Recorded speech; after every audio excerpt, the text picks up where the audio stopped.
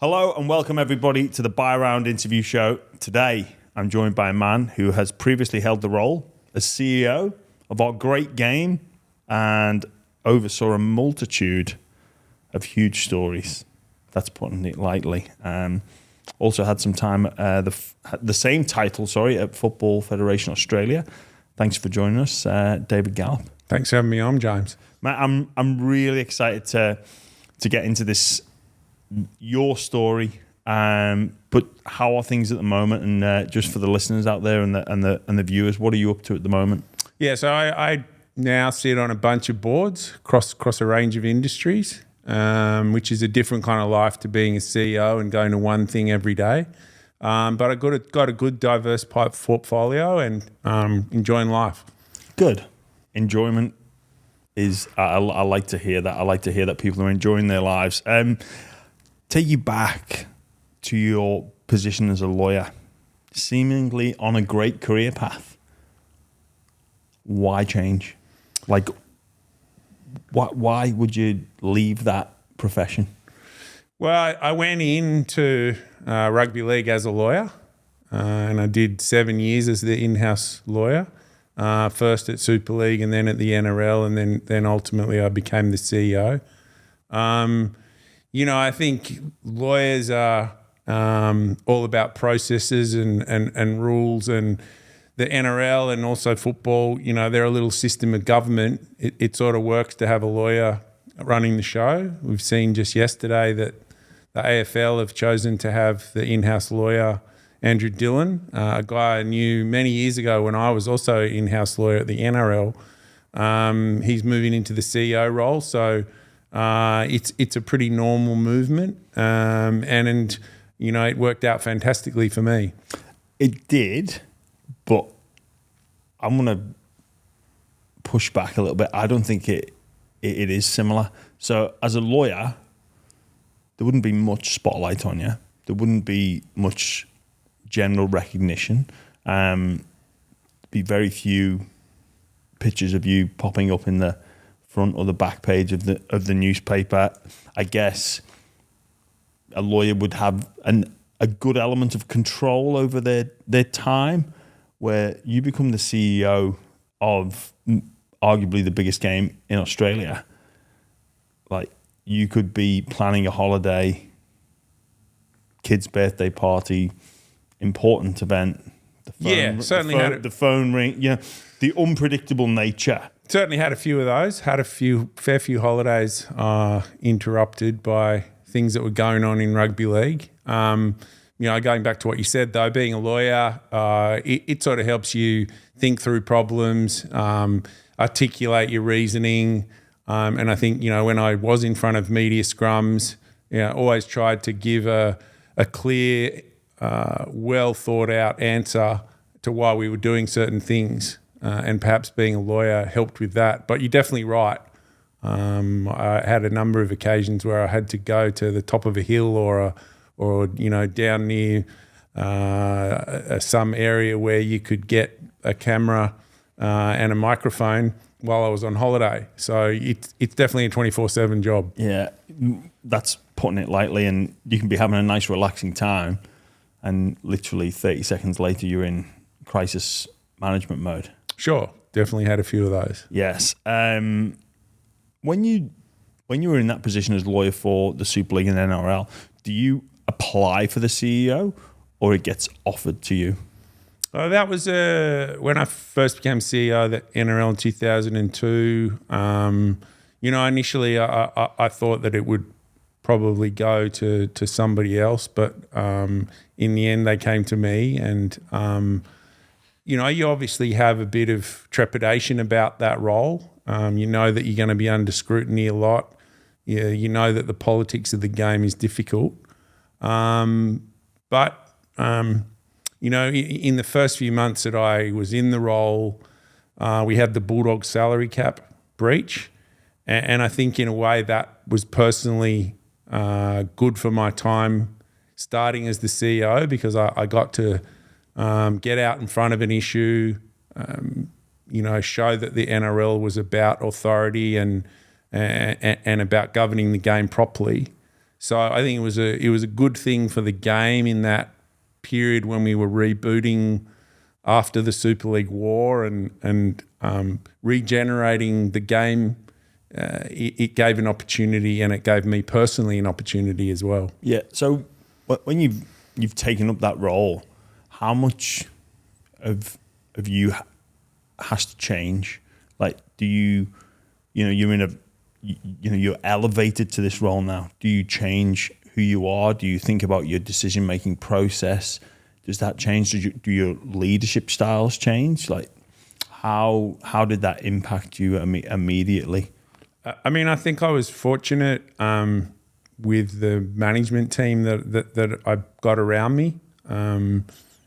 Made a few changes, got some people in, but also there was a hardcore group. Some are still around. Graham Annesley obviously had a terrific career at the NRL. And we were a tight team. The staff was relatively small compared to these days, and I think the clubs got around me and what we were trying to achieve. With a really kind of simple strategy, which was we want people to go to the football and think their team is a chance to win every game. And at the core of how the game was rebooted, I think was that idea that anyone could win. We had a couple of early wins like 2003, Penrith winning, 2005, West Tigers winning. And it sort of showed that the salary cap was important, and making sure that fans had a genuine hope that their team would win every game. Yeah, I think that's what sets our competition apart on a global level.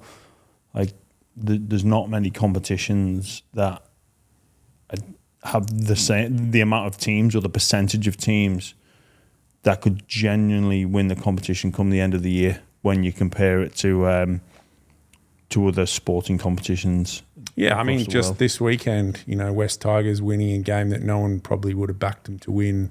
I used to love a Monday morning at the NRL when people would come in and say they got 0 in the tipping competition, and you'd go, right, we're doing something. Yeah. We're doing something right. Yeah, that's me at the moment, 0 in my tipping competition. When you're the NRL CEO or you get appointed to that role, what's on your to-do list? I mean, I think you got to know that the unexpected's going to come around, and so be ready for that kind of thing. But also, behind that is a strategy to make sure that you're funding participation, make sure that your clubs are getting as much of a piece of the pie as you can get to them, which means that the players are earning well, that your sport is attractive financially to really good athletes.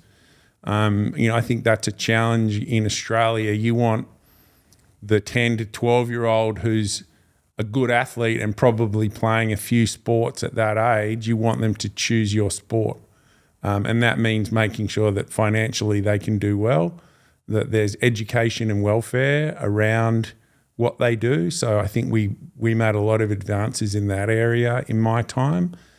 Things like the 2 or 3 day rookie camp that we started, making sure that players were recognised for the community work that they did. So we started the One Community program where we put a spotlight on what players were probably always doing, going to hospitals, doing their charity work, going to clinics, but no one had really put a spotlight on it and said, don't just concentrate on our players when very occasionally a very small number do the wrong thing. Remember that 99% are doing great things in the community and playing exciting sport. Yeah, most definitely. I like that you'd look to highlight that. You mentioned the Bulldogs salary cap. Was that 6 months into your tenure? Yeah, it was around September, I think. So it was in the run into the finals. Yeah. And that was one where there was a tip off to the newspaper from someone within the Bulldogs someone within the organisation. system at the Bulldogs. It was a Friday, and the Herald had told us that it would be reported front page the next day. I went. So you don't get the tip off from the Dogs. Someone from the Dogs went to the.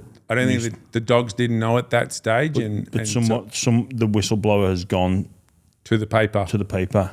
Yeah, so I went to the Bulldogs game that Friday night. They beat Parramatta in a close game, and I always went to dressing rooms, winners and losers.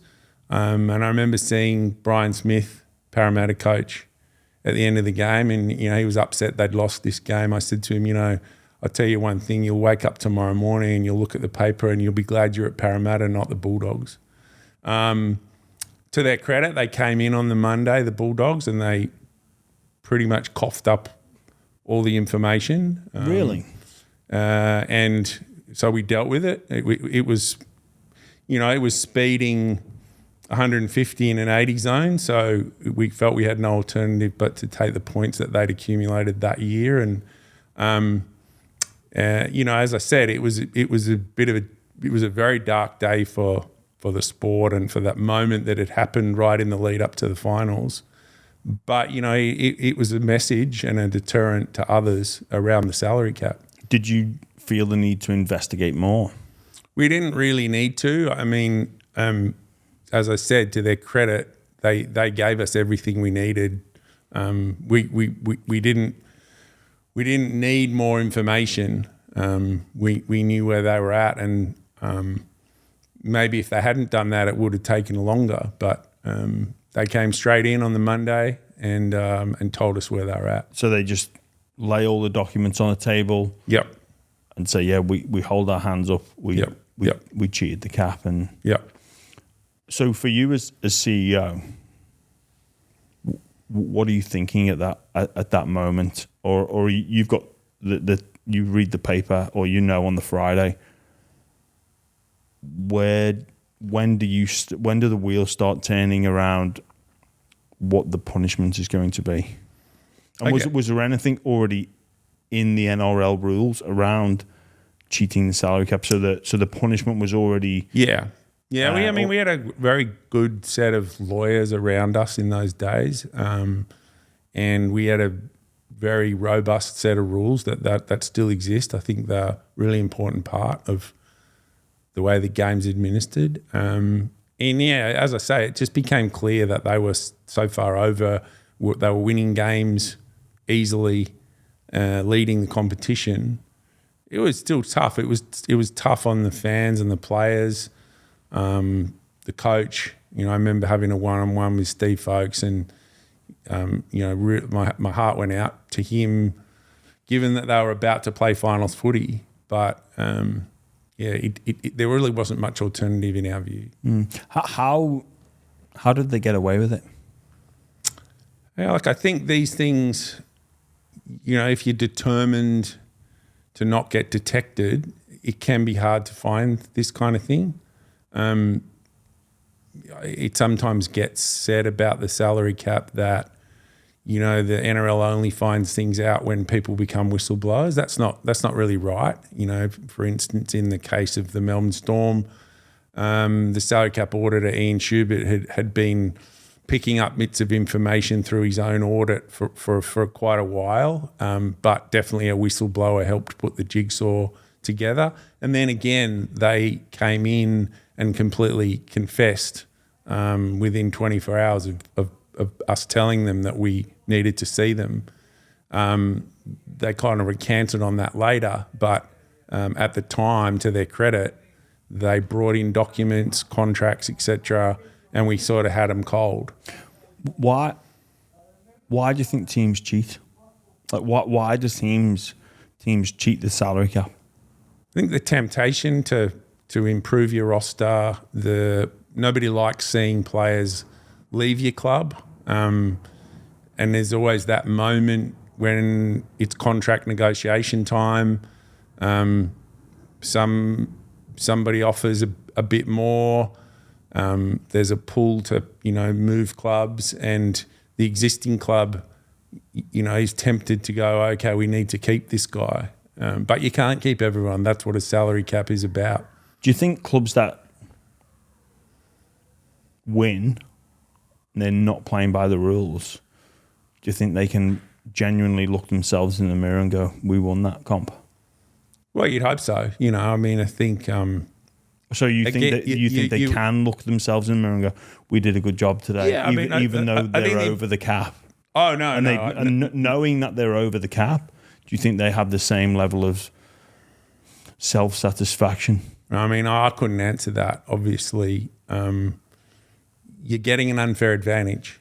You know, if you've got, you know, an extra 1, 2, 3 stars in your team, then you're getting an unfair advantage. And where things are hard to detect, you need to hit hard with penalties to send that message that it's not on to others who might be tempted to do it. So with the Bulldogs, what was their method of cheating the salary cap? Yeah, I don't specifically remember what they were doing other than, you know, they had promised players more than what was written on the contract that was lodged with the NRL. And, you know, similarly in the Melbourne Storm example, again, to their credit, the CEO, who hadn't been in the job for that long, he brought a red manila folder in to my office and said, "These are the extra contracts for these big name players. I was told to keep this folder at home." So, you know, without that red folder, maybe it would have taken a bit longer to get to the bottom of things. But we had them cold at that point. Yeah. Just sticking with the Dogs one, because it is, when you're so close to the finals about to kick off, and it is time sensitive. Because I'm just thinking about the current situation happening in England with Manchester City under investigation for financial fair play allegations. They're thinking that might take years to come to a conclusion or come to a decision. So, yeah, we benefited definitely from the fact that the Bulldogs came in on that Monday and gave us everything. Could you trust them that this was everything? Yeah, I think they pretty much said this is what we've done. This is how we've documented it. And it was enough. I mean, sometimes you'll find a bit more later, but that's all kind of on the edge of the. Once you've got the big number proven, then you can act, and that's what we did. So the fallout from that, it was huge news. Do you go and speak to other clubs after that about, you know, okay, we've stripped the Bulldogs of their points for this season? Do you go and speak to other clubs, or then do you set the deterrent even higher because it was clear that someone was doing it and seemingly getting away with it? Yeah, I don't think you needed at that point to necessarily sort of, the message was there in the action that we took. I think there was a few others who came forward then and gave us some minor stuff. But, you know, obviously nothing of the size of that one. So do you think clubs just take the attitude then of like, well, everyone's doing it to some extent? You know, it's kind of like the Lance Armstrong excuse. Well, and if you actually look at Lance Armstrong's results, where, you know, people that have been in the future found to be taking performance enhancing drugs, like the actual winner of those competitions would be like 20th place. So is that the justification for a club to be like, well, they're playing dirty, so we've got no option? Yeah, it can't ever be an excuse though, can it? So no, you know, it shouldn't be. It's a bit like you get caught speeding by a roadside test, and if you were to go to the magistrate and say, yeah, but I saw 4 other cars go past faster than me, magistrate's not going to be interested. He's going to say, well, actually, sort of, so what? We got you and you've committed the offence, and if I penalise you, hopefully those 4 won't do it next time. And that's how the community works. That's, I think, why you have to take strong action when these things are not always easy to find. Yeah. So how do you police a cap? So you've got the contracts lodged. I know you had Ian Schubert as your salary cap auditor, but how does the policing of the cap work? And we say cap, we've got, third party agreements. Yeah, it's all these different aspects. I think particularly around third party agreements, that can be difficult. But you need to spend time at the club, going through filing cabinets, and making sure that what is lodged with the league is also what you find at the club. But surely that's not that difficult to mimic or to make sure that that's what you see. Yeah, I mean, I think you're relying on the fact that people know that if they get caught, it's going to be a bit of a catastrophe. So regularly auditing is really important. Making everybody in this system understand the ramifications, not only for the club but for administrators. We've seen administrators and agents put out of the game for periods of time. All those things are an important part of the system too, I think. Did you have access to the players' bank accounts? I don't know if they do now, but I don't think we did at that point. No, that was regarded as sort of a line that the Players Association wouldn't necessarily agree to. That's all part of the difficult areas of people are entitled to some privacy. At the same time, you want transparency. Getting that balance is not always easy. Did you push for that? Did you push for the access to? I think there was a stage where there was a push for tax returns. Yeah, and I don't remember where they've arrived at on that one at this point. I'm not sure if that's changed since my time. Yeah, so I'm just trying to. Obviously, you're in a very difficult job in this area of focus we're talking about, and just how we solve that problem, because it's still, the rumor and innuendo, and that you speak to the average person that loves his NRL, they'll say that the salary cap's a joke, or it doesn't appear to be fair or evenly spread, or like what are some of the potential solutions? Would publishing player salaries help? Is that something that you believe would help solve this problem of the perception that the salary cap seems to be not adhered to by some clubs? Yeah, I think at one stage there was a proposal that offers get lodged, so you could compare offers. I'm not sure where they've necessarily landed on that one these days, but that may help. Yeah, I mean, I couldn't sit here and say to you it's an easy area because there are some privacy concerns as well, which obviously the Players Association are there to look after. Well, for the greater good of the game. Yeah, it's certainly got a lot going for it to be able to get as much of the information as you can get. Yeah. Were there any criminal ramifications? I think there was a consideration at one point because we asked people to sign stat decks. So signing a false stat deck is an offence, but it didn't end up leading to anything, is my recollection. Would that be a deterrent that you think would work? I think, I think for a lot of people, signing a false stat deck would be not something that they would do easily. So everybody have to sign? Yeah, I think we used to make the CEO and the chairman of every club sign a stat deck. Ah. Yeah, I'd say they probably still do that. To say that we are adhering this to... This is exactly our cap. This is a list. That's how we used to do it.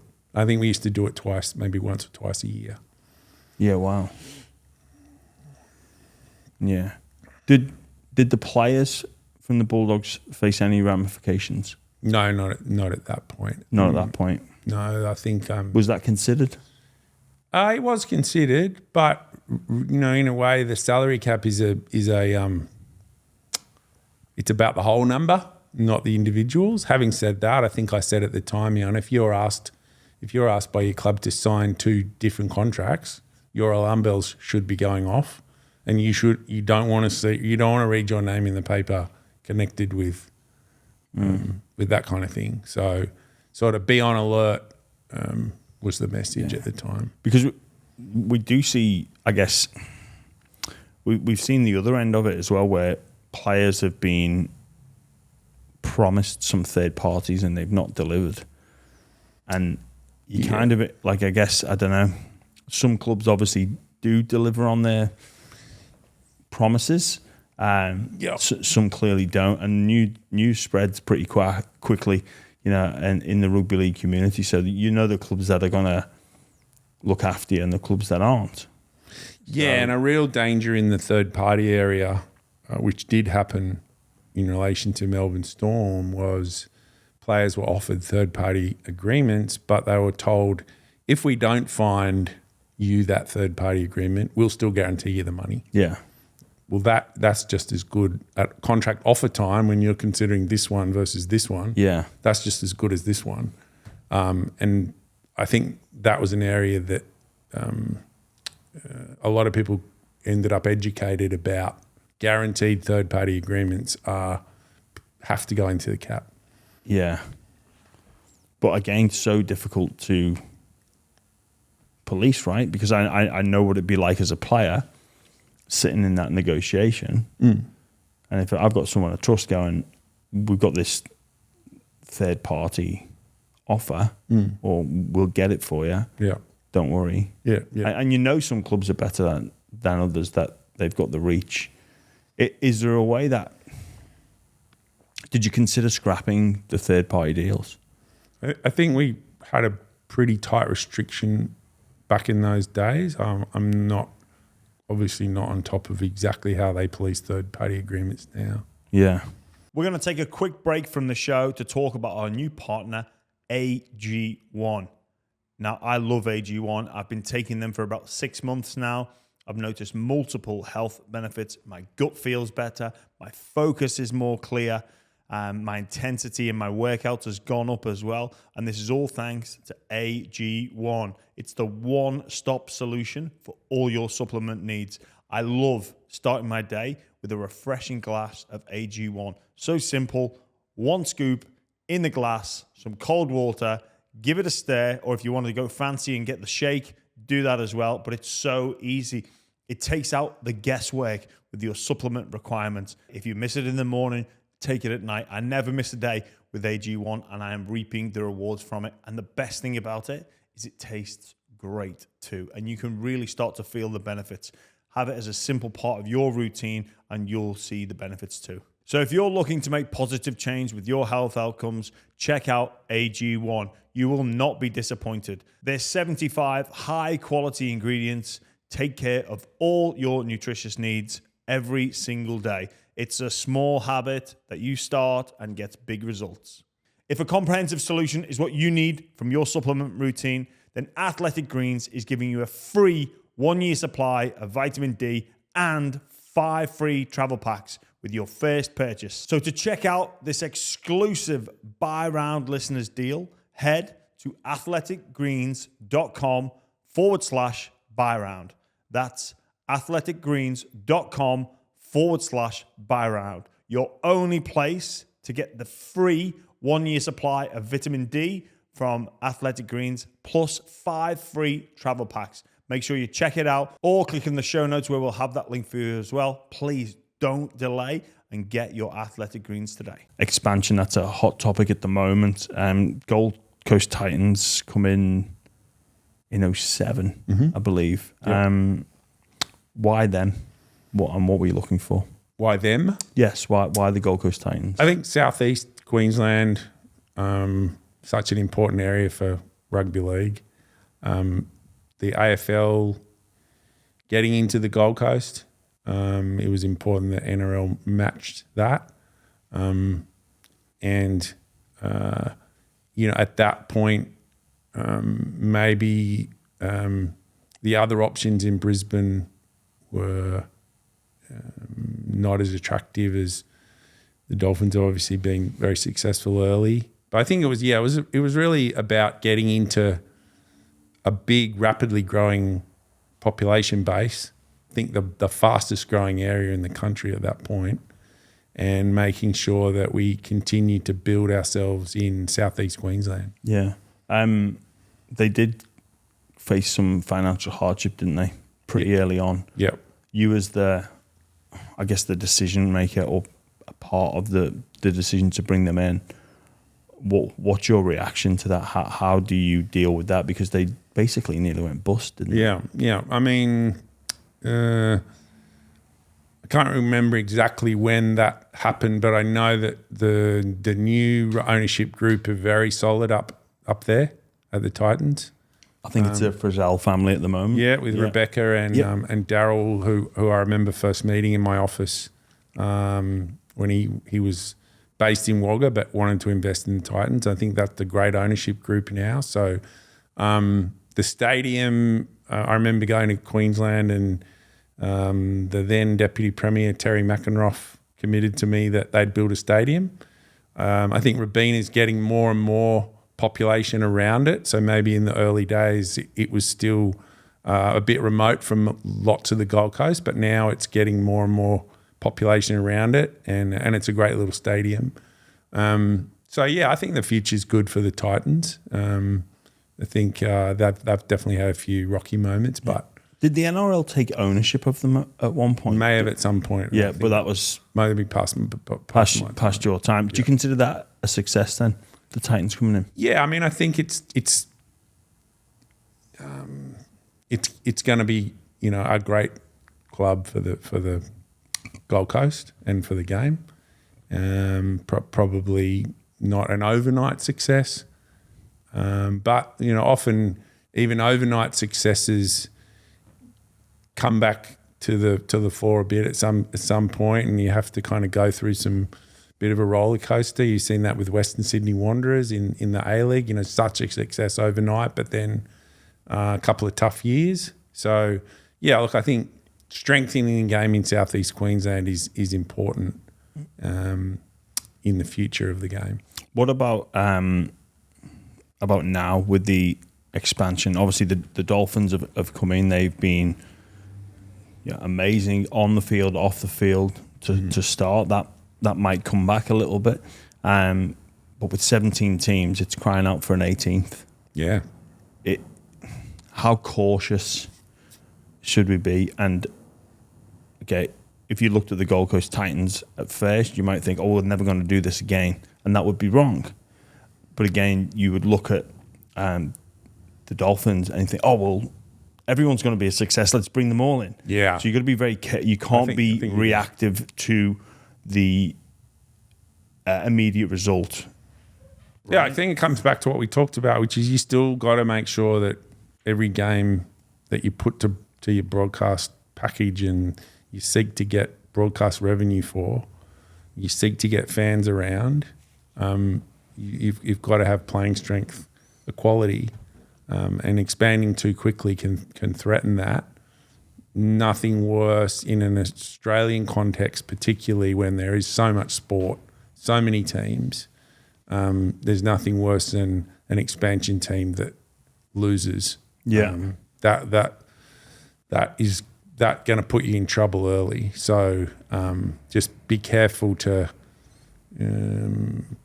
get economic robustness around it and make sure that your playing talent pool is going to be able to handle an extra team. You mentioned there when the Titans come in, slightly a reaction to the AFL getting into the Gold Coast. Is that something that weighs on that decision about where to expand, and could that affect the NRL's push for an 18th team? Like, would you be reactive of where the AFL are? Yeah, I think you have to always have an eye on the competition. what you want to be doing is establishing something that 8 to 12-year-old boy and girl who like their sport, they can go and see their heroes live in action and aspire to be like them. If you're not there, then there's hundreds of thousands of people on the Gold Coast, hundreds of thousands of kids who don't get that live exposure unless they're prepared to travel to Suncorp or whatever. So, I think that is all part of it, and part of the challenge of running Australian sport is getting your share of those kids. And we all know that the stats will tell you if you've played a game, you're most likely to become a spectator of the game for your whole life. That's something that I'm on the board of Cricket New South Wales now, and the number is quite staggering. In up around 80% of your people who stick with cricket as a spectator have played it at some point when they were a kid. So it's not necessarily about just, say if we go to Perth, not just putting a team there. You've got to put the game in the schools and into the community. Otherwise, it's not. I think that's right. I think you do, and I think there'd be an opportunity if you did go into Perth. There'll be boys and girls who go along to watch them play and think, I want to play that game, and that will help grow junior rugby league over there. And as long as the junior rugby league is then funded to be able to support those kids and the volunteers and all those things, then you start a bit of a snowball of interest in the game. Do you think that's where the game I'm not close enough to know whether Perth is the answer, but I think it works well for time zone. You can run a game out of the West Coast for television, and I think also it's 2 million people, so it's a big population. I've sort of always thought you need to be concentrating in the big cities if you can. If there's an opportunity there, then there's just more people to get exposure to. How much of a say would the broadcasters have in that? I think they'll have an influence. I think, as I say, different time zones are good. We see that with Auckland. You can run that game at 5:30 into a 7:30 game in the East Coast. That the broadcasters won't make the decision, but their view will be important. Yeah, because I think you were there when the first $1 billion deal was brokered. That's correct. What's the feeling like when that finally gets over the line? Because it must have felt like forever. Yeah, I mean, I think those things come from what's built in the years before. I would like to think that we rebooted the game and rebuilt the game in my 10 years as CEO to the point where they could do $1 billion deal. I think they actually did it not long after I was gone. But how do you value the product at $1 billion? I think in the old days it often became a bit of a ego battle between media tycoons. I can remember once the AFL did a really good deal when Kerry Packer was on his deathbed. He just decided he wanted to win it. These days there's lots of measurements and making sure that the metrics, as the word goes, stack up for the broadcasters. But there's also always just that factor of a bit of icing on the cake. We know that there's a halo effect to live sport. People will stay on that channel and they'll watch the next show and the next show, and they'll watch the show before the news before. So live sport is valuable not just for that 2 hours that it's on, but it's valuable to the network all week really. And we see that with rugby league, the value that it brings to Channel 9 and obviously for subscription and other streaming services. It's unscripted drama, and that gets people's eyeballs. Yeah, I think what they want is high rating teams as well. They want to put them on the, for example, Channel 9 would want Brisbane Broncos playing every Friday. That was a big complaint of a lot of the clubs. They got the consistent 7-day turns. And then also the broadcasters would want they'd want they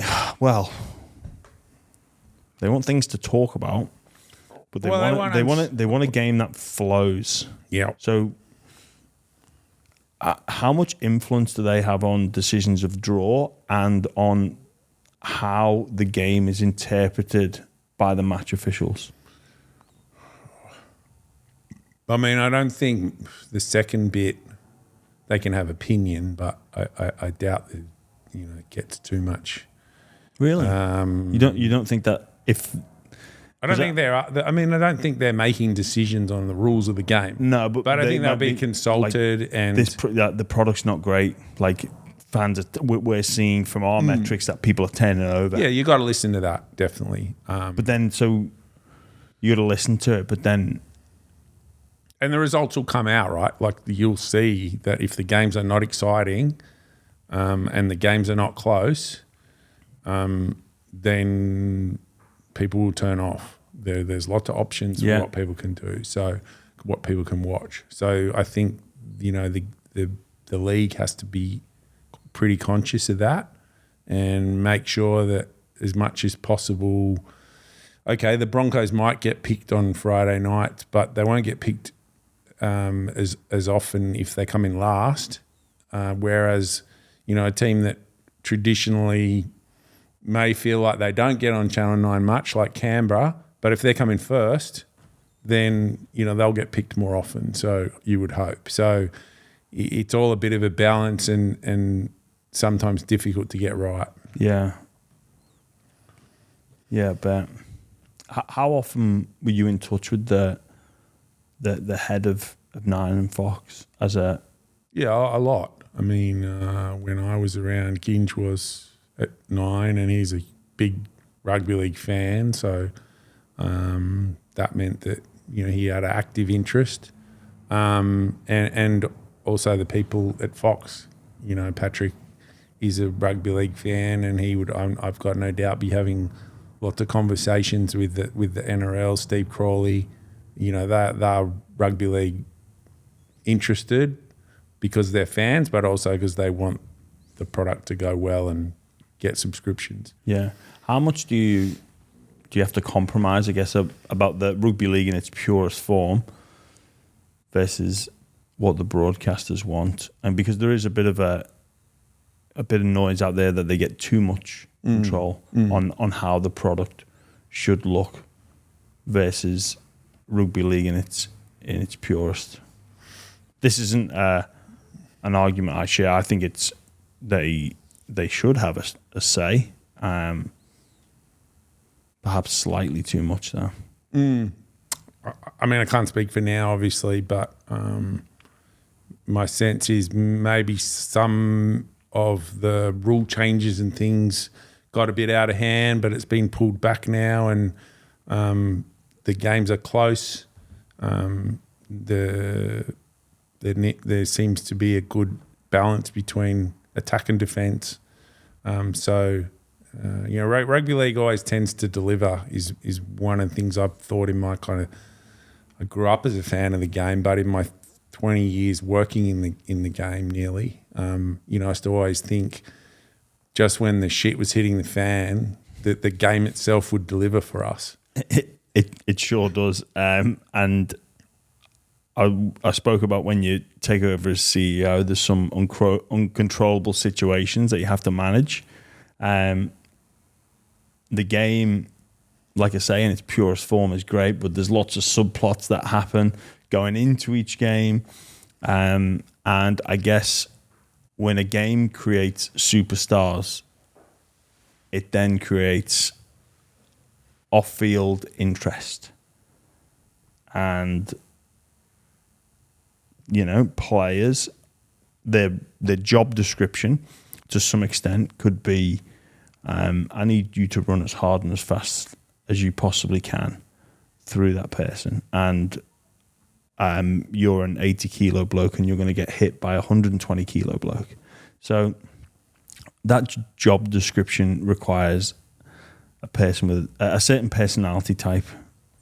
And what I'm getting at is that personality type sometimes may do some things of extreme away from the field and create negative headlines because the salaries that they're paid and the sport being on such a pedestal in terms of the impact it has in the community.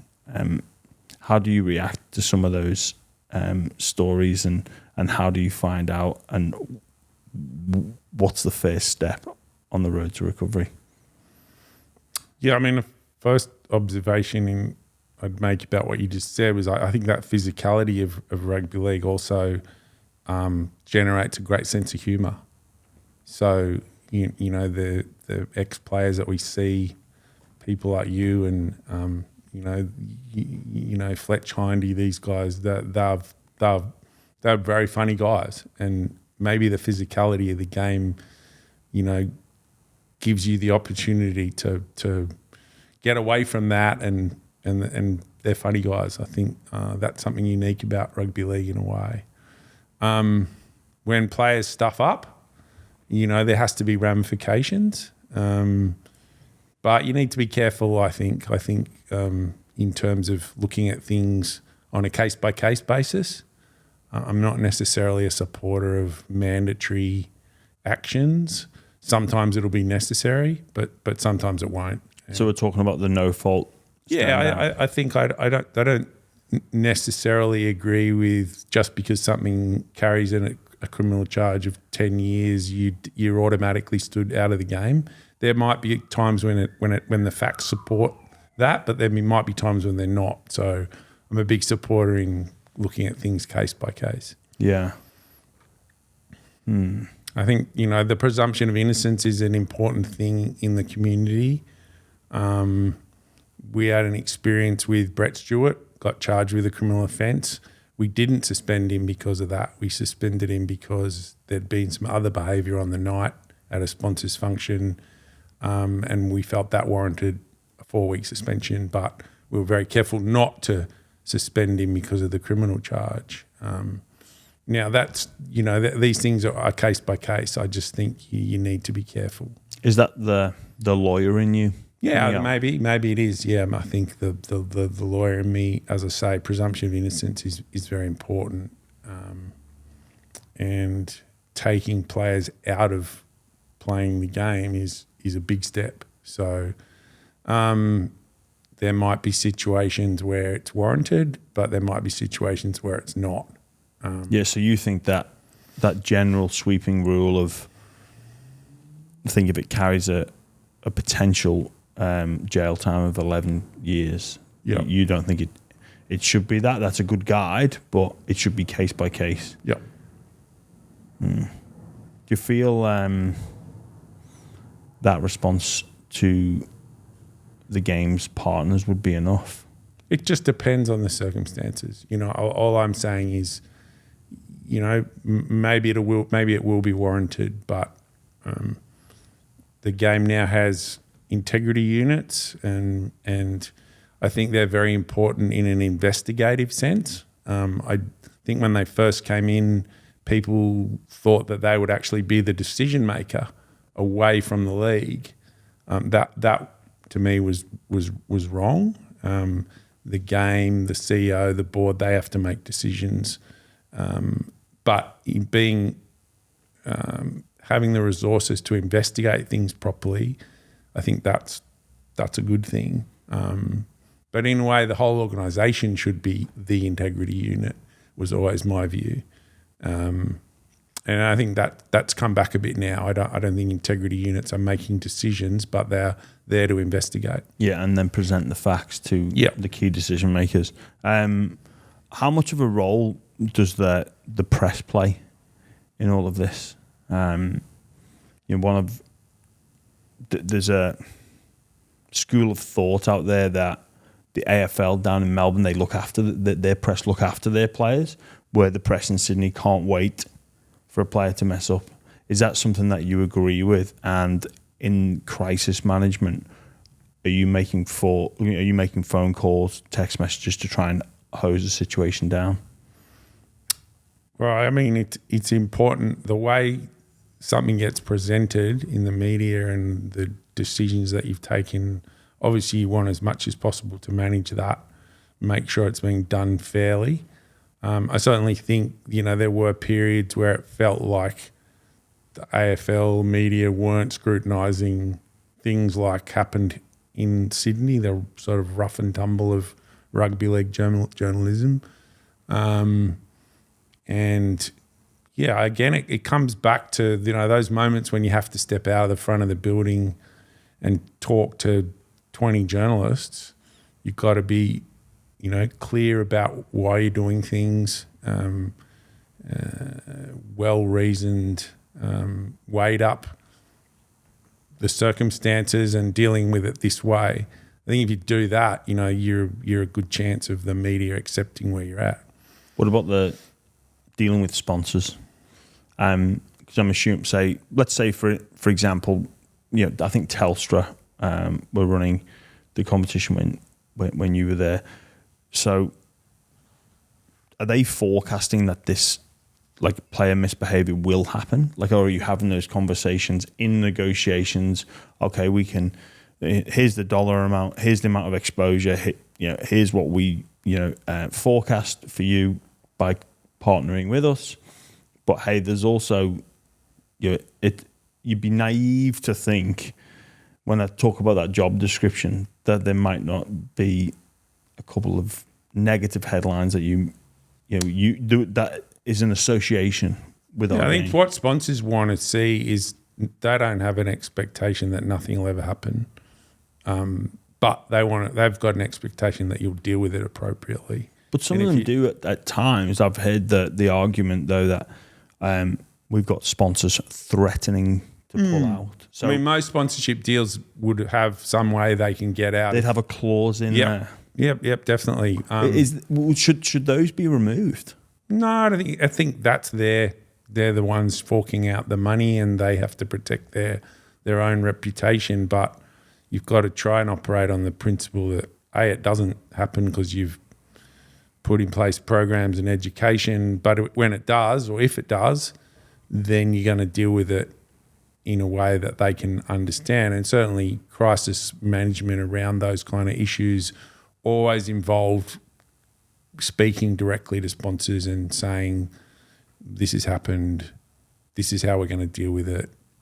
If you've got any suggestions or anything you'd like to see, please let us know. Also, you'd ask them for their input. Yeah, I think you got to value that contribution that they're making and make them appreciate that you're taking them into account and that the damage to their brand is real. I guess the damage to their brand. But again, they'd know what they were signing up for by partnering with, and this isn't a knock on rugby league, but I guess if you it gives you great headlines. It is that we speak about the theatre of sport. It's the best. It's unpredictable. It's everything. But you'd be if I'm say the buy round want to sponsor a sporting competition, but I'd be very naive to think that say if I sponsored the UFC or boxing, that personality type isn't going to act in a certain way and have some and I'm not condoning any acts of violence or act of crime, especially against the most vulnerable members of our society, and you've got to look to have a strong deterrent for that. But surely for the sponsors to be suggesting punishment, I think that's a bit far. I don't know about necessarily suggesting punishment, but is there anything more you'd like us to do to protect your brand because of this situation? The times when sponsors would walk away, and I can't think of one, but it has happened in sport in Australia, it would be when they don't feel like something was taken seriously enough or punished hard enough. Yeah. Do you think certain players get targeted by the public? Do you think players would be targeted for negative press. So I'm just, there's a couple of examples that don't even involve the law, but they. So definitely, I mean, like most things in life, if you've got a reputation for behaving badly, then the next time you behave badly, you're likely to get whacked. So your record, if you like, is hard to. And this is a message that would be made at things like rookie camps. Don't be that guy. Because there'd be an examples that I can think of that a player would take an action that isn't even unlawful, but yet make negative headlines. So, I mean, you could argue that the responsibility will go and report it to the police and see what they say. And they go, well, if player X has weed in his own mouth or urinated in his own mouth, well... Yeah, I mean, in that example... things that had happened previously, it's a compound interest. If you use the business term, it's a compound interest problem for that player. That on its own, when it's clearly just a prank, but when it comes stacked up on a lot of other things, that's when you're likely to draw the attention of your club and the league. So, do you think players are unfairly held in such a regard where they can do something that isn't even unlawful or wouldn't even carry a caution from the law, or would be an incident that most everyday people would be involved in as well? For example, overconsumption of alcohol. Yeah, I mean, I think that the argument about, I don't want to be a role model. I just want to play football or some other sport. I mean, it just doesn't work that way. Unfortunately, you do step into the spotlight for the 80 minutes on the field, but the spotlight might not be quite as bright outside that, but it's still on you, and you need to be conscious of that, because it can damage you, your club, the game. If someone's going to mimic your flick pass, then they're going to be watching everything you do, and that's your responsibility to a younger generation, et cetera, et cetera. Yeah. Did you ever feel let down by some of the players? Yeah, I mean, of course, I think when you have situations where you feel like, the game doesn't need somebody to draw that attention to it for that reason at this point in time. I think I kind of coined the phrase that the weekend before the competition starts, when you're not playing trial games and you're getting that last week off before the comp starts, we call it double demerit. I once called it double demerit point weekend. Like, that is a weekend that the spotlight's on you. So don't stuff up that weekend, because you'll damage it for everyone and you're likely to get double demerit points. It's the same way law enforcement works in the community, Don't speed at Easter. It's a dangerous time of the year. Yeah. Do you think we could ever get it down to completely zero in terms of off-field incidences? It's probably, unrealistic to say zero.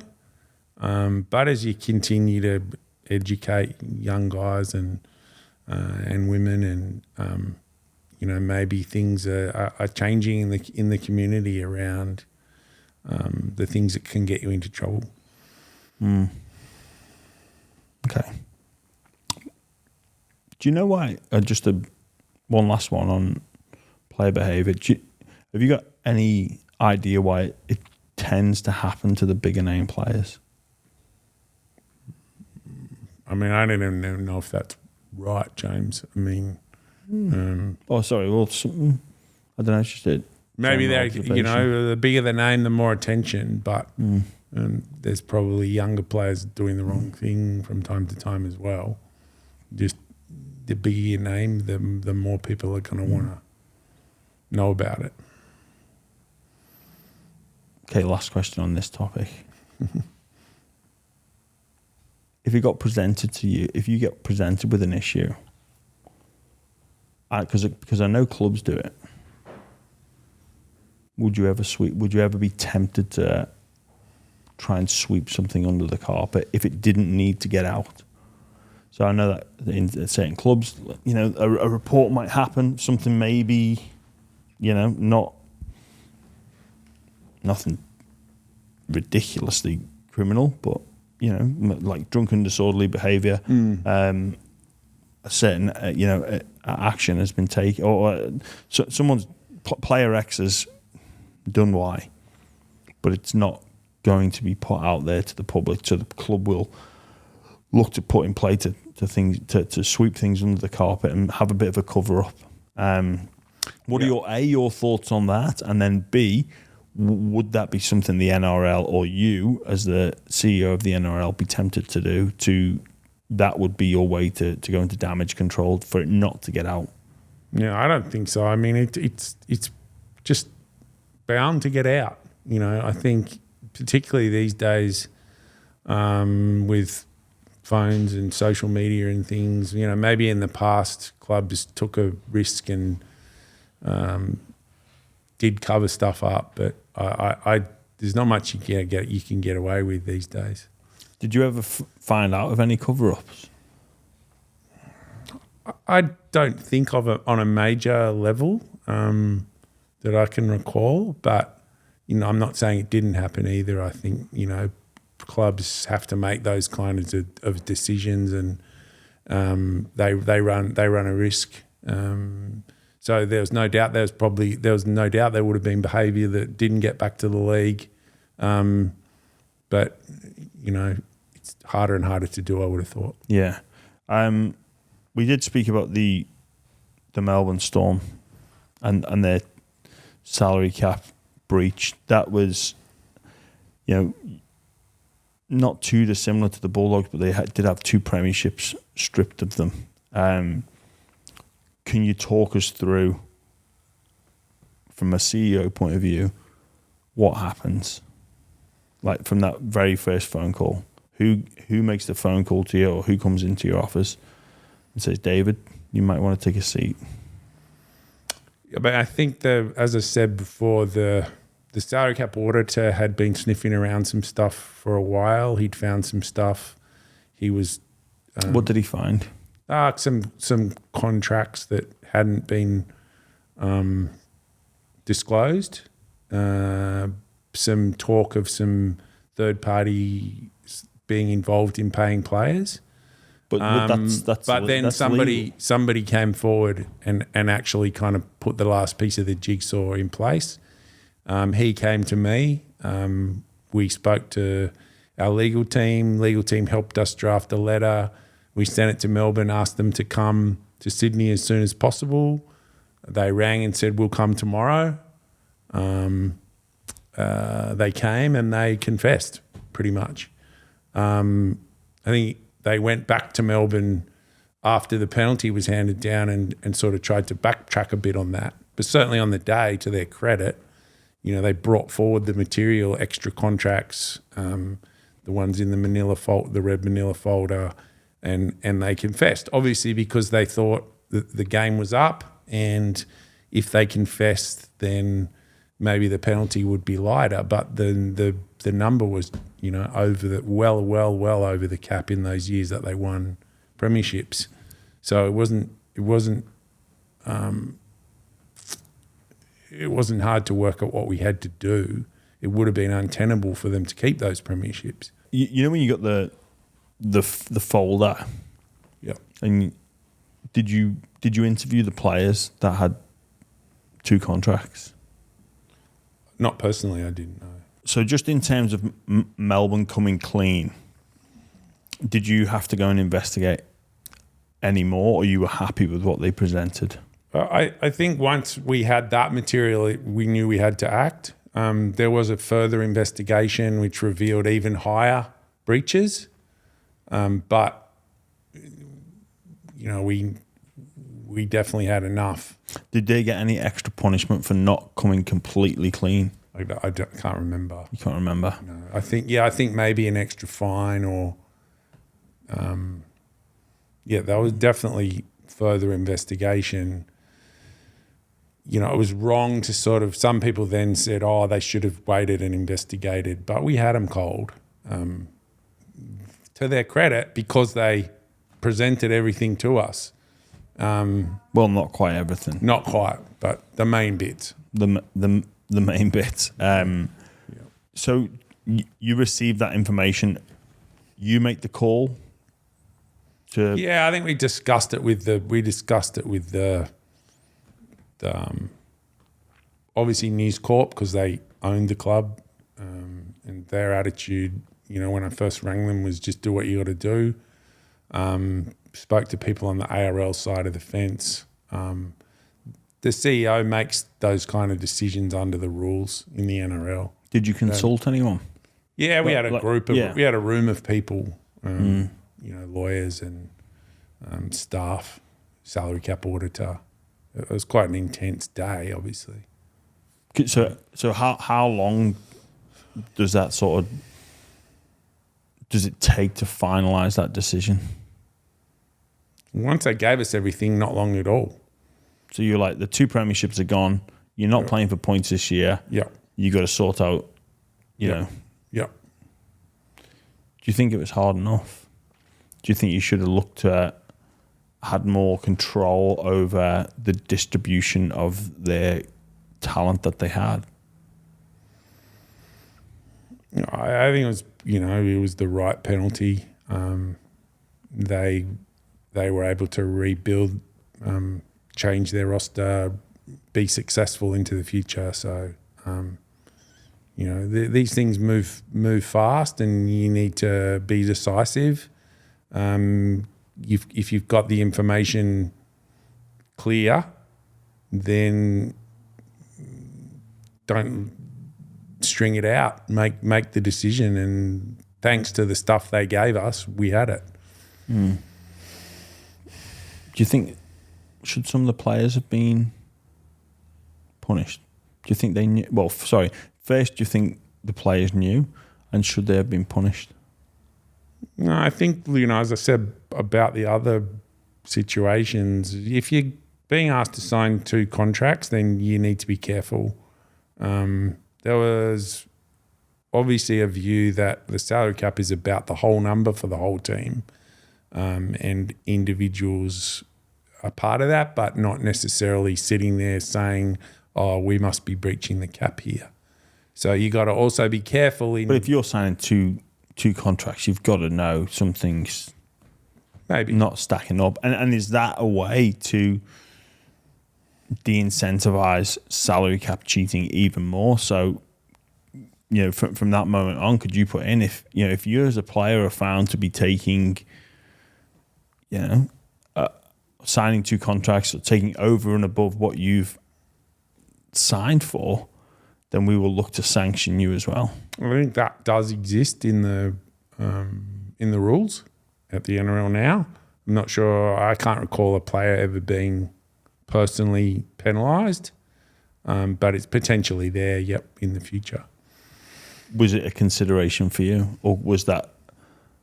Did you explore that option? I think we definitely considered it, but decided that acting on what the club as a whole had done was the right punishment. What was the consideration? Can you recall? Whether to continue to investigate the role of individuals, or just get on with acting on the club. So you didn't think to personally punish the players you think that was too much, too far? I think, as I recall it, that was we had no particular proof. A lot of circumstantial evidence And But if you have 2 contracts, there's proof there that the players and 2 signatures. yeah.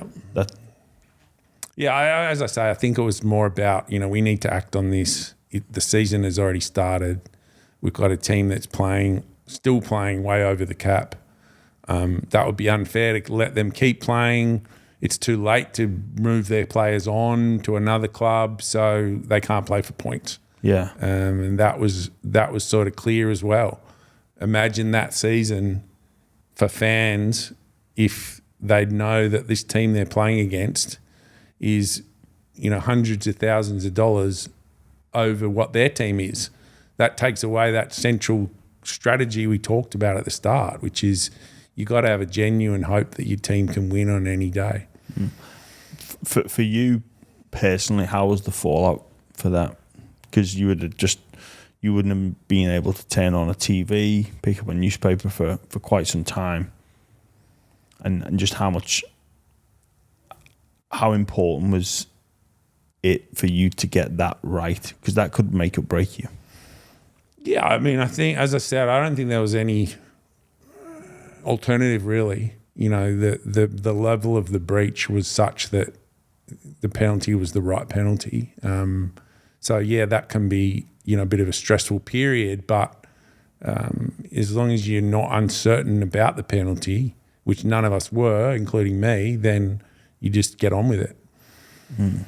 There was talk, I've been doing some reading, that the potential conflict of interest, because News Limited owned the Melbourne Storm and also with the NRL, they owned the NRL as well. So yeah, I always thought that was a bit strange because you could accuse News of a conflict if they'd asked us to go soft and not take the premierships, but they didn't do that at all. So it was all a bit jumbled, people's thinking around that time, and I think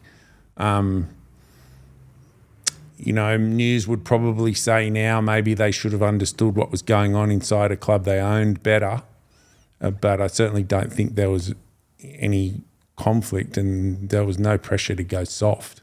were you tempted to award the premierships to the teams that they played in the grand finals on those respective years? I think we thought about it, but the answer that we all arrived at was that they hadn't actually won the premiership, and it would have been wrong to actually award it to, I think it was Manly and Parramatta, was it? Yeah. In those years, yeah. Yeah, so that was wrong. What are your thoughts on when the Storm they still commemorate those years?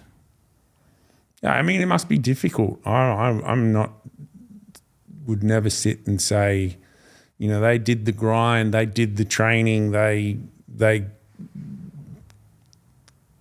went through the physicality of winning football games. So that, must have been hard for everyone involved. But, at the end of the day, it was still the right decision. Yeah. But then, I don't know, do you think it's a bit of a slap in the face to the rugby league community when they still, they commemorate it 10 years on, 20 years on? I mean, I think most people accept that you would have some sympathy for the players who were caught in that situation. Equally, you would accept that the penalty had to be what it was. So it's not a perfect answer. There's no perfect answer to that. They ran out in that 80 minutes and they won that grand final on the field, but unfortunately, it wasn't an even playing field. I want to go back to that question as we sort of danced around before, or I did. Do you think more teams are cheating? So these two incidences in your tenure, with the little bit of work from the NRL, but the big catalyst was the whistleblowers. Do you think more teams are cheating the cap than what you knew about? Because it's easy to see an alternative universe where these two incidences aren't public knowledge. So how many of these incidences are happening? I think about the same with the darkest day in Australian sport with the doping scandals. Like, how many other teams have had systematic I don't think doping systems. I don't think that you should be embarrassed that whistleblowers help out. Yeah. Like I think in any area of law enforcement, drug enforcement, tax avoidance,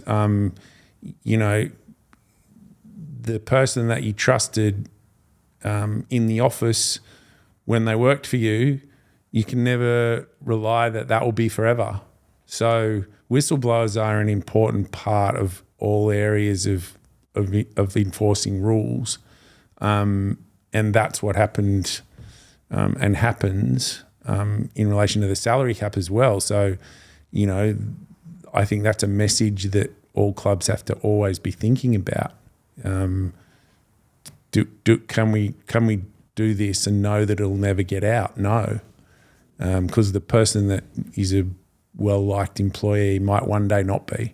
Yeah, but do you think there might be some clubs where all those employees are looked after? And I just don't think you can ever guarantee that, James. You can never know that somebody won't turn on you at some point. But do you think, in your opinion, do you think there's some skeletons in the closet of some of the clubs now that they would be hoping would never come out? Maybe, but I just don't know. That's just sort of speculation, I guess. But again, if you know that you're going to lose premierships and face hundreds of thousands of dollars in fines, you should think very carefully about if you step down that road.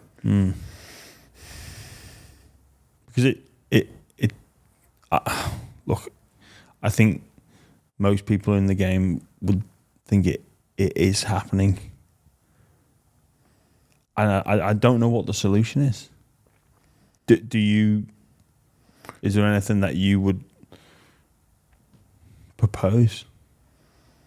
No, I mean, I think for years people looked at points systems. Where you allocate a certain number of points if you're a Test player or you're an Origin player, but no one could ever quite get one of those point systems to match the different things about different clubs.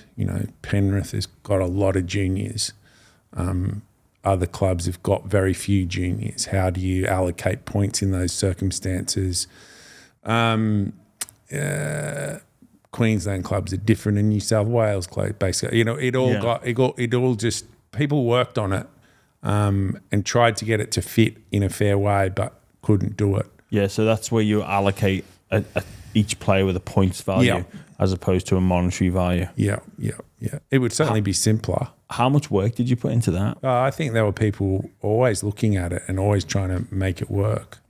But just couldn't quite do it in a way that looked to come out fair. Yeah. So when you look back at your period of NRL CEO, what are you most pleased with?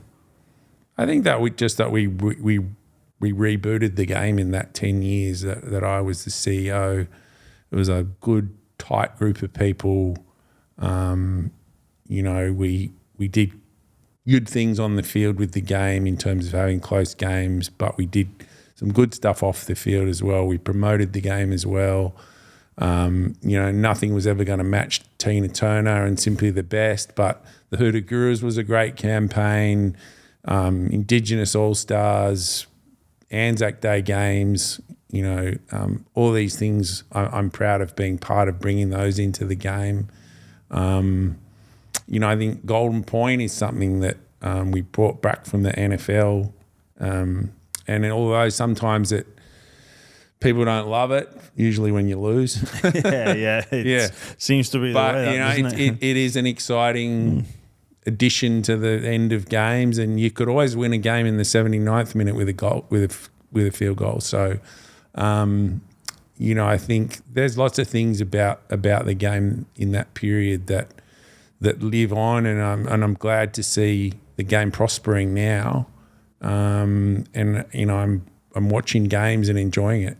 Is there anything, or is there much you would change, or you'd like to have over again? There's always, I think there's always things that you do differently, but not huge things. I think we got the decisions that we had to make around the big issues right, and at the same time we were building a strategic base for the game that is sort of sets it up for where it is now. The balance of attack and defence on the field, the closeness of the game is great at the moment, and so I enjoy that. When I believe I read correctly, you actually signed an extension when there was a takeover of the game. Yep. Were you disappointed you didn't stay on? Looking in hindsight, 10 years was probably enough. I think at the time, yeah, I think at the time a new board and a new chairman came in, and maybe, as was said by most people at the time, maybe the way I went out the door didn't really appreciate what I'd been part of for 10 years as a CEO, but they were new to it and looking to do things their way. So, if I had my time again, which wasn't necessarily in my control, then maybe the end when it came would have been done in a different way. What was their rationale? You'd have to ask them that. But as I say, 10 years was a great privilege, and it probably was in hindsight long enough, and it led me to go into another great sport with a whole different range of experiences for 7 years. Yeah, well, you transitioned into the CEO of Football Australia. What's the biggest difference? I mean, obviously you get sort of plonked onto an international political stage where you're dealing with FIFA, and in my time the transition from Sepp Blatter to Gianni Infantino there was big change going on in FIFA. We were still finding our way in Asian football, so that international side of football, which I loved, the Socceroos qualifying for World Cups, the Matildas qualifying for World Cups, all of that stuff was great. And then back at home, there was the battle to harness this huge sport and get interest into the A-League and the W-League, and deal with private ownership of clubs and trying to make enough money that people would be happy. All of that stuff was difficult. Yeah. How come A-League's never really taken off? I mean, I remember when Del Piero came, there was a lot of hype around him. Yeah. You've got a huge population here that comes from soccer backgrounds or footballing backgrounds, and you just think it'd be primed for to just explode. And then I think about the Vidukas, the Kuhls, all those sorts of players that the Lucas Neals, all them in that. Timmy Cahill, it looked as if Australian soccer was about to take off, and it had the ingredients. Why does the A-League just not seem to be successful or living up to its potential? Yeah, I mean, look, I think I'm optimistic about the future. I think that the A-League will turn it around. A lot of my time in football was spent in a pretty big tussle between the private owners of the clubs who wanted to get their hands on the league and to get more money into their own clubs. And that sort of tension went on for a long time. Football has an element of kind of people who have unrealistic expectations about where the game's at. They want to see it doing the things that they see in European football. Many of them are in the media because they're football people from Europe. So all of that stuff makes a cocktail of difficult things. But I think going forward, football for men and women, boys and girls, the future's pretty bright. A Women's World Cup this year, Sam Kerr, a genuine world superstar in sport. That stuff I reckon will surprise a lot of people just how big that's going to be. Yeah, that really could be the catalyst. The home women's FIFA World Cup being here. Yep. In terms of exposure, the battlegrounds for women's sport participation are in full flow, and it's great to see. But could this be, especially the women's game, could this be the acceleration that it needs?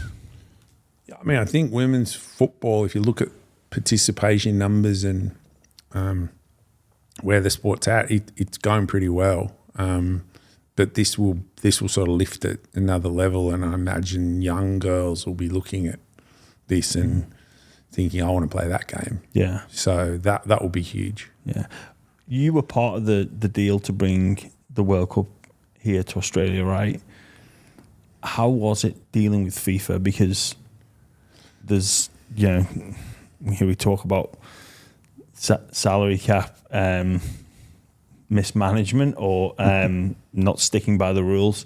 It certainly, just observing, and there's a number of documentaries out there that certainly, FIFA would be a difficult organisation to deal with. How was your experience with them?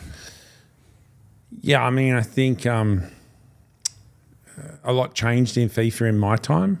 Obviously, there was huge dramas. We were in Zurich the day the FBI arrived, which you will have seen in that documentary. I think when we initially went to the government to get funding to kick off the bid, because we didn't have enough funding to do it ourselves, the government themselves were a bit wary about, oh, hang on, we're giving you money and you're dealing with FIFA. But FIFA had changed. So, the government did that commitment, and then a lot of work was put in after my time to get support. I think it was always a smart move to go into the whole thing with New Zealand, because FIFA liked that. They liked that they would cover AFC, Asian football, and Oceania as two confederations. And it helped at the time that the team were, Sam and the team were going well. So, FIFA could recognise that this could, when the world's eyes were on this tournament, it could be a great thing for not just women's football, but football generally. Yeah, because they're not a particularly inclusive organisation to work with, FIFA. I mean, in terms of they've taken full ownership of all the stadiums that they're going to be playing. Yeah. Like, there's nobody, there's not just like, play an NRL game on a Friday and we'll take it on the Sunday. How do you organise that? How do you get that as part of your bid process? Yeah, that was something. Probably those sorts of parts of it came after my time. I'm negotiating with the other sports and the other stadiums to get access to make sure the grounds are clean for whatever it is, 4 weeks, or I think 4 weeks is over the top. I would say these days. It just seems ridiculous, right? Yeah, these days with the way grounds are looked after and turf management and stuff, I would have thought 4 weeks is a bit overkill, but the grounds will look fantastic. They'll definitely put a lot of attention into the presentation. We saw that, just with the World Cup that was on in Qatar. It looks fantastic. So, yeah, I mean, I think... because when FIFA come, they take over. Yes. Like, yeah. They don't... So you bid for it, but are you bidding to allow them to come? Pretty much. Yeah, you're pretty much. Like, you're not saying, we're going to... And who will reap the reward, the financial rewards from this? Will it be like, obviously it'll be great for the economy of Australia and New Zealand, but there'll be a financial win for the Football Federation, but probably more importantly, that halo effect of interest and, setting the game up as something that young people aspire to play, boys and girls. I think that's almost priceless. Yeah. On that, the Women's World Cup, I know that there was a situation there with the Matildas strike. Oh yeah. How did you manage that, and why did it come to that? Look, I think the Matildas kind of got caught up in the overall negotiation for the men's program as well as their own program, and ultimately they already had on the table from us what they ended up with. So that was very unfortunate, and meant they missed out on playing a couple of games against a big opponent, the USA.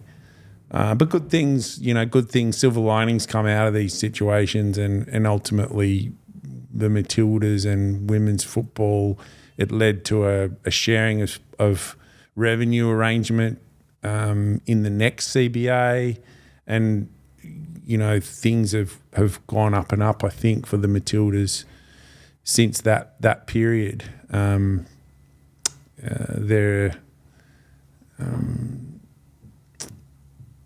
They're playing all around the world now, or particularly Sam and Caitlin Ford and these players that are playing in big clubs in England.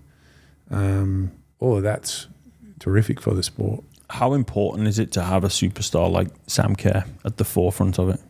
I think she's been terrific. I had a great relationship with Sam.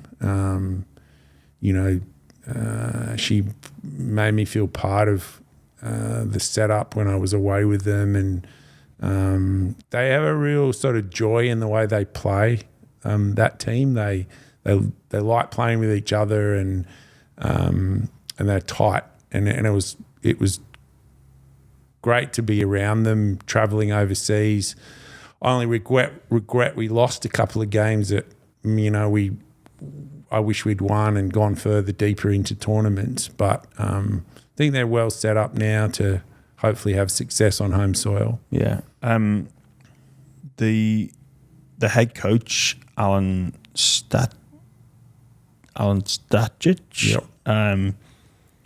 was sacked after a series of allegations, causing psychological distress to a number of the players. Can you talk to us about your role in that and how that unfolded? It was definitely a difficult issue, and it's not possible to go into all the details. I mean, I think, as I said at the time, when you offer people confidentiality, you need to maintain it. The media in particular didn't like that. And it was all part, I think, of again, the cocktail of what was happening in football in Australia at that time was people were frustrated with the FFA anyway. Owners were trying to break the A-League owners were trying to break away from the FA. People were seeing a lack of growth in the A-League, and all of that sort of people got frustrated because they weren't getting information. So it was a difficult issue. Was there a culture problem there? Yeah, look, it's hard to go into it all, but clearly there were things that meant we wanted to make a change. Yeah. There was also a fan boycott, I believe, and I spoke with Adam Peacock yesterday, and he said he actually chaired a meeting with yourself, the fans, and Mark Bosnich at the time. Yep. Can you talk us about that situation? That just seems it looked really crazy. difficult. Yeah, a whole list of banned fans was made public. Obviously, many of them were aggrieved, probably because they felt that they shouldn't have been banned. Maybe some of them knew they should have been, but they just didn't like their name being published. And what were they banned for? a whole range of things. Flares, violence, etc., were some of them. But because is that part of the culture of football as well? When I love our game, that we like the game of rugby league, that we can, I can, even in State of Origin, like people can sit in the same section. It's relatively friendly. Back home, No. Like, when Manchester United come to Liverpool, like, they've got to get locked in the ground.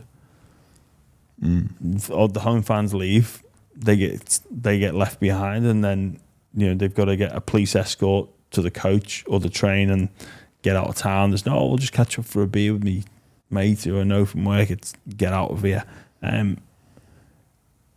Was that what it was that was starting to creep in over here? Yeah, I think there's definitely some elements, minority of course, who sort of saw stuff in Europe and mimicked that. Came to games for the wrong reasons. That definitely was part of the problem, and it all just sort of pent up and boiled over with the publication of that list. Once we got in front of the fans and had those forums that Adam and Mark Bosnich were part of, we started to make some progress, put some processes in place that gave people more ability to say, hey, look, that you've got to give me more of a hearing on why I'm banned, et cetera, et cetera. That stuff was improved. But yeah, it was definitely a difficult period for the game. What's the key for success for the A-League then, you believe, moving forward? Because, like I say, I remember when Del Piero signed and there was a huge buzz. Yeah, there was 30,000 people over at Allianz for a game against Newcastle, and it was about a week before I started in the job. And my mate Tristan Hayes said to me, let's go to the game. So we went to the game and sort of just wore a baseball cap and kind of a bit incognito. They get a free kick awarded, Sydney, and Del Piero's about 35 metres out. I said to Tristan, he can't get this. And Tristan said to me, I'll never forget, he goes, he might get this. Anyway, curls it into the top corner of the net and the whole place is jumping. And I thought, wow, this is different from something that I've seen before live in Sydney. Anyway, it was a great, he's a superstar, and I think the challenge for the A-League going forward is definitely need to develop our own players. Getting really big superstars is not easy financially, and then having a Socceroos team which is successful. Like, I think they were great in Qatar. Really proud of the fact that Arnie did so well as an Aussie. Obviously, I was part of bringing Ange Postecoglou in. Sat down with him one Saturday in my office with a whiteboard, and one of the things that came through, I remember, was it's going to be good to have an Australian who gets what it's like to play for Australia, have him as the Socceroos coach. And we had a few great years with him, and then when he finished, we had to have a transition period, but then bringing Arnie in again as an Aussie, I think has been great for just sort of knitting together Australian football. There's a lot going on in Australian football that needs to be knitted together, and not always easy. Do you think it can ever take over here, or are the rugby codes too far ahead, or the other, the other football codes too far ahead? I think football will get bigger and bigger. Soccer. Yeah. I think soccer will get bigger and bigger in the decades to come. Yeah. Concussion is a huge challenge for the sports that, as we know. So, football, the ability to kind of participate in huge global events, is an important part of why you can be confident about football. Boys and girls can play it. Not that they can't play the other codes as well, but I think there's a lot of reason to be optimistic about football, soccer. Yeah. One thing you mentioned there, concussion.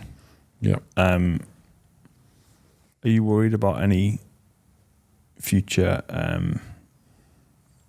lawsuits against the game? I think we're seeing it in other codes. So, you have to be relying all the time on your medical people, and all of that stuff has ramped up, obviously, in recent years. More and more scrutiny about how to deal with head knocks. Was it on the radar much when you first started out in the NRL?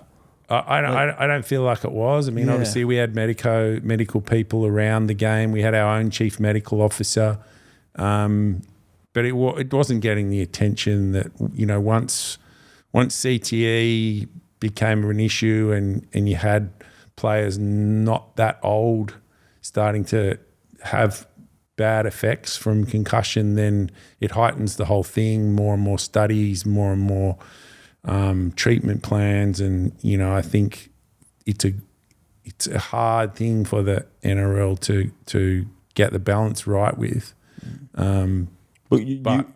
Sorry, go on. But at the time when I was there, or times before my time, you listen to the doctors, and that's what they're trying to do now too. Yeah. So, but you can sit here and comfortably say I was acting on best practice at the time. I just don't think we were fully aware of the long-term effects, particularly. Yeah. Yeah.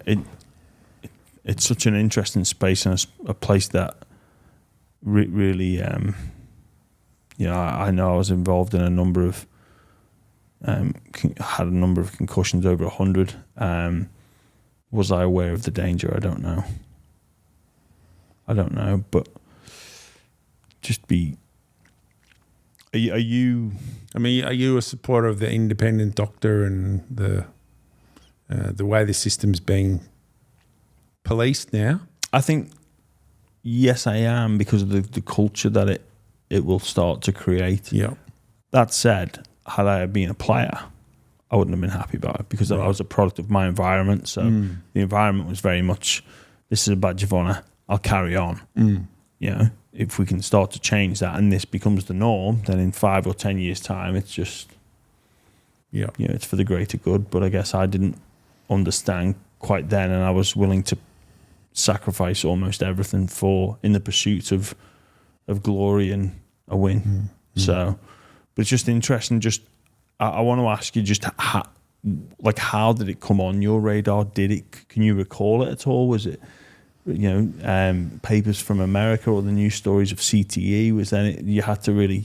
I think a lot of that stuff happened post your time. Yeah. Okay. It was still being looked at around headers in soccer. There's a study, isn't there, where they compare the goalkeeper to outfield players, and the risk or the potential risk of developing cognitive issues later down the track significantly higher for outfield players. Yeah. I guess watch this space. Yes. Quite the career. What's the future hold? I'm doing a range of different things, and enjoying a bit more time away from a desk. So, become a golfer. Not terribly well, but that's been a good addition to life. And I'm enjoying I'm involved in cricket at Cricket New South Wales.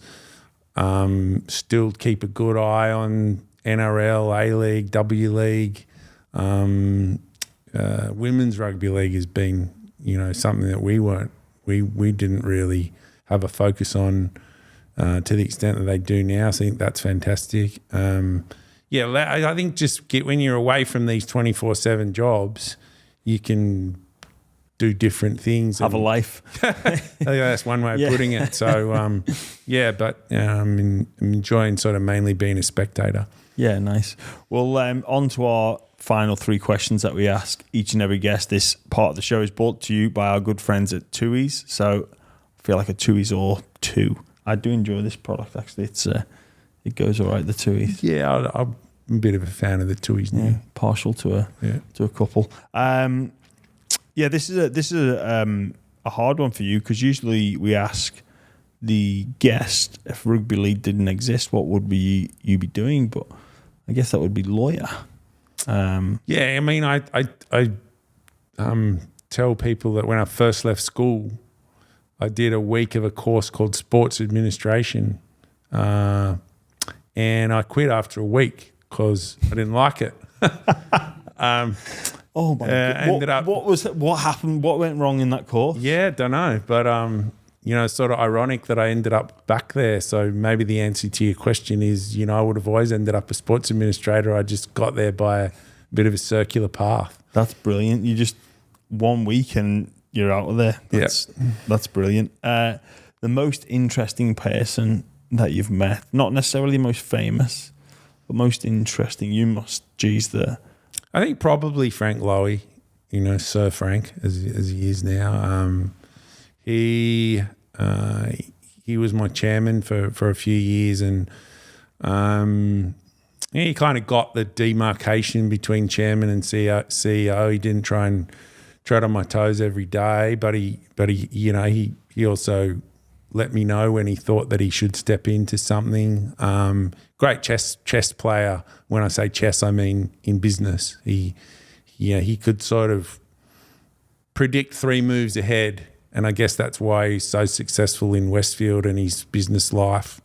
Never did a day where he wasn't worrying about something. So, he's always sharp, Frank, and had his antenna up.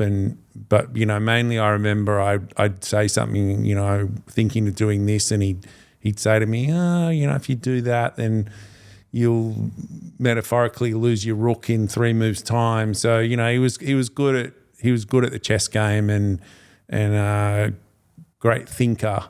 Probably the most interesting person I met if I had to choose one. I met many. Yeah, I like that analogy about chess, because I think something I consider when I'm making decisions. Okay, what are the potential consequences, both intended and unintended as well? Yeah. And for sports administration, that is key, especially when you might implement a rule change. Yeah. But coaches are going to try and use it to gain a competitive advantage. And, we see it with the 6 again. It came in, and then coaches took advantage of it. They just happy to concede. Play one, just lie on, and it's not going to make a difference. So, I like that. It's important that we think about what does this decision mean moving forward, and sometimes the consequences are unintended. But if you have enough thought process, if you put the thought into it, you can have a better prediction on what those outcomes may be. Last but not least, the biggest sliding doors moment, or the one that had the most impact on your life, and it could be either something that happened or didn't happen.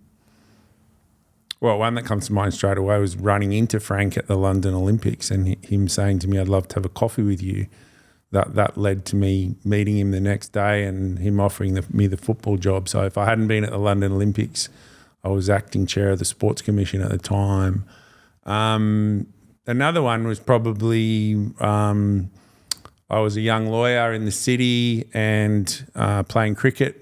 University of New South Wales, I went to an annual dinner and I ran into a guy called Peter Jourdain who had moved across from News to Super League. First few weeks of Super League, the player signings had started. I said to him, "I don't suppose you're looking for a lawyer?" He said, "No, I don't think so." Okay, no worries. Then a week later he rang me and he said, "I thought about what you said, and one thing led to another. I ended up going into Super League as a lawyer and walking up to a desk on the first morning, and there's a stack of Super League contracts there with all the guys that I'd been watching on TV for years, and I suddenly thought, wow, I'm right in the middle of this now. So that was definitely a sliding doors moment. Peter went on to be CEO of the North Queensland Cowboys and had his own career. But if I hadn't met him at that cricket dinner, maybe I would never ended up in rugby league. There you go. Isn't it funny how life works sometimes? Yep. Yeah. Well, David, thank you so much for joining us here on the Buy Round. I've really enjoyed talking with you, getting your perspective from an administrator's point of view on some of the hot topic issues of our game and in the past. It's been absolutely fascinating, and thank you so much for joining us. No, well, thank you, James. I mean, I always admire of your skill and toughness on the field for Saints and the Bulldogs, and I think it's great that you're doing this and making such a big contribution to rugby league still. Thank you. Cheers.